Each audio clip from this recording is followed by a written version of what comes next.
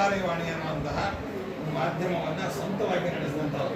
ಹಾಗಾಗಿ ಮಾಧ್ಯಮದವರು ಅಂತಂದರೆ ತುಂಬ ಅಭಿಮಾನ. ನಮ್ಮ ಬಳಗದವರು ಅಂತ ನಾವು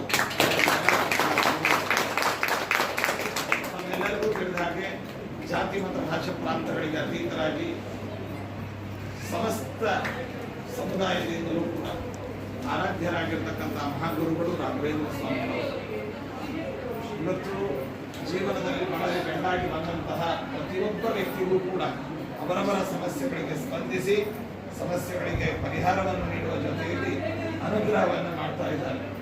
ಯಾವುದೋ ಒಂದು ಪಬ್ಲಿಸಿಟಿ ಸಲುವಾಗಿಯೋ ಅಥವಾ ಸ್ಥಾನಮಾನಗಳ ಸಲುವಾಗಿಯೋ ಅಥವಾ ಹಣಕಾಸಿನ ಸಲುವಾಗಿಯೋ ಅಲ್ಲದೆ ಸಮಸ್ತ ಮನುಕುಲದ ಇವತ್ತು ನಿಜವಾದಂತಹ ಸೆಕ್ಯುಲರ್ ಗುರುಗಳು ಅಂತಂದರೆ ಅದು ರಾಘವೇಂದ್ರ ಸ್ವಾಮಿಗಳು.